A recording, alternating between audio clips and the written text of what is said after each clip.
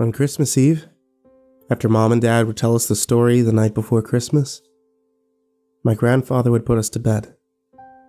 And every year, he would wait by our door with the lights out and the fireplace crackling behind him for us to fall asleep. When I turned 10, I asked him why he would spend his nights watching us and not go to bed. Was he waiting to see Santa Claus? And if he did see him, did that mean that he wouldn't get any presents that year? He thought for a moment before he decided that I was old enough to hear his story. He set me up in bed, and he explained to me that he was waiting up for Santa Claus, but it wasn't the Santa that I wanted to see. It was a Santa that he saw when he was my age. The town was very small. My grandfather used to live in a little mountain cottage. He would tell us of how long it took him to ride his bicycle from his home to school. When he returned home, the sun would already be setting behind the trees. The shadows were long and reached from the tree line across the clearing to tickle the edge of his small stone house. He lived in that home with his mother. My grandfather always talked highly of her. In the summer, she worked hard to keep food on the table for both of them. In the winter, she cut the wood for the fire, keeping the chimney hot with smoke. He had little to complain about, but as boys do, would still be one to make trouble. His mother warned him of creatures like the boogeyman, or the woman in the cellar that took little boys that didn't listen to their mothers. Like all cautionary stories to keep children in line, he heard, feared, and in the end, ignored all of them. However, in the winter, when the nights were long, and the tree shadows crept up to the edge of his house, and the smoke from the fires in the fireplace darkened the sky like a rain cloud, his mother's warnings would always grow more serious. The stories his mother told stopped being of the boogeyman below his bed, or the little old woman under the stairs. Instead, she told him of the Krampus. I knew the story of Santa Claus. I had been told his tale every Christmas Eve. A jolly man in a red suit with 8 tiny reindeer who traveled across the world to deliver toys to every good boy and girl. If you were naughty and didn't listen to the warnings your mother gave, old St. Nicholas would leave you a lump of coal.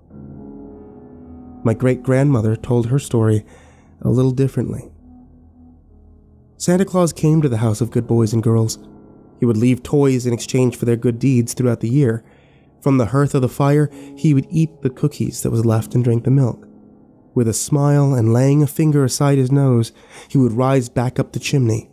The beating of hooves on the roof would sound his departure, and he would travel on to the next house.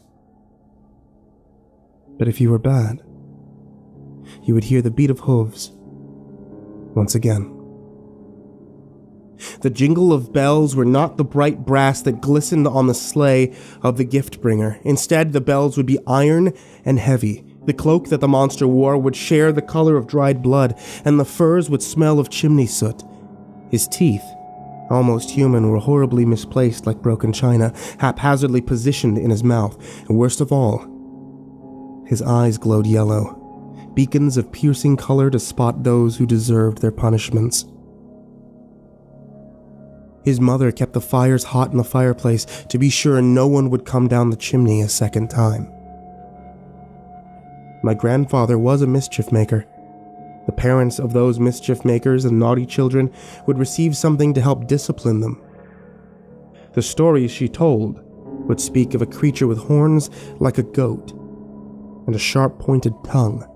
His beastly body was coated in dark fur, his feet hard, heavy hooves, and across his back he carried his own sack of gifts.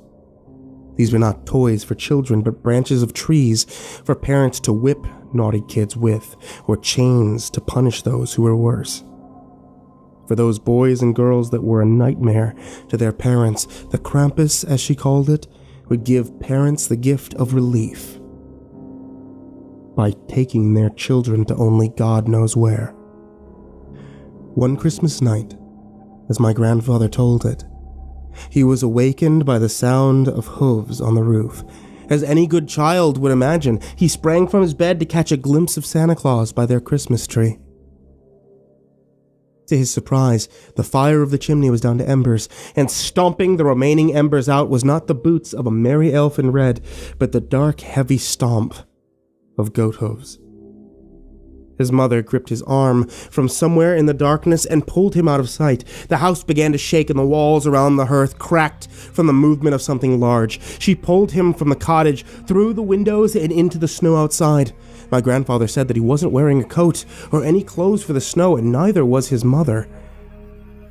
Nonetheless, she pushed him into the snowbanks and then climbed in herself. They shivered in the cold, and the only light was of the sky that showed in the clear night. The moonlight reflected off of the new-fallen snow of Christmas. Had he not been so terrified, my grandfather would have thought it beautiful. As if sensing the perfection of the holiday scene, a barking broke through the silence of the night. My grandfather's dog called out to defend them from the intruder inside their home. A part of my grandfather wanted to rush back inside to save the brave hound, but the other part, the part that remembered the stories, was frozen in fear. And so he remained, buried in the snow. Minutes passed of barking, before atop their house, 2 clawed and fur-covered hands reached from the opening of the chimney. Attached to those hands were arms. Attached to those arms was a body, and attached to that body emerged a horned head. As the beast pulled itself from the chimney, its bones seemed to snap back into place, and it inflated back to its monstrous size. To this day, my grandfather says he doesn't understand how a creature can break itself to fit into a home when it was nearly as tall as the house itself. The Krampus drug its feet as it moved from the chimney across the roof, leaving scrapes in the snow. The sound of the heavy scratches it made as it crossed the tops of the cottage caused the trees to shake. The earth around them shuddered as Krampus flung itself from the cottage to the ground. Its hooves thudded into the snow. Stretching its back to its full height, it stood tall, nearly 9 feet.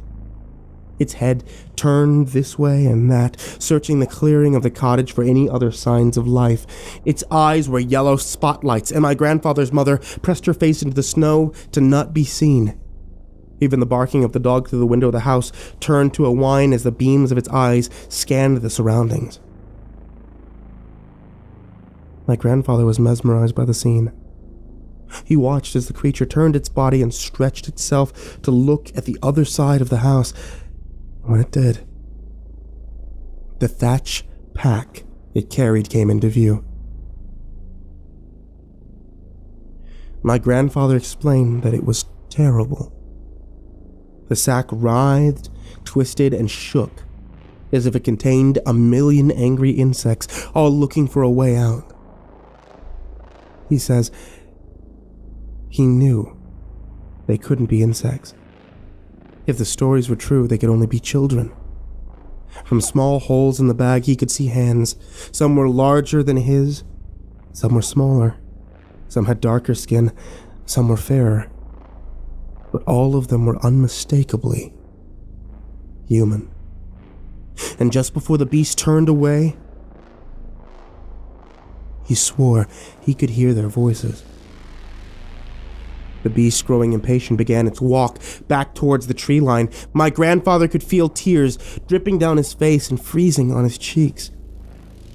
With the sweep of its hand, it pushed a large branch aside and disappeared into the night.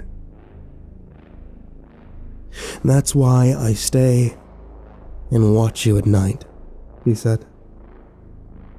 "In the winter, when the nights are longer, the tree shadows tickle the edge of the house, and the smoke from the fires in the fireplace darken the sky above like a rain cloud. I make sure you sleep soundly. I make sure the fires are hot. And I protect you from what could be out on Christmas Eve."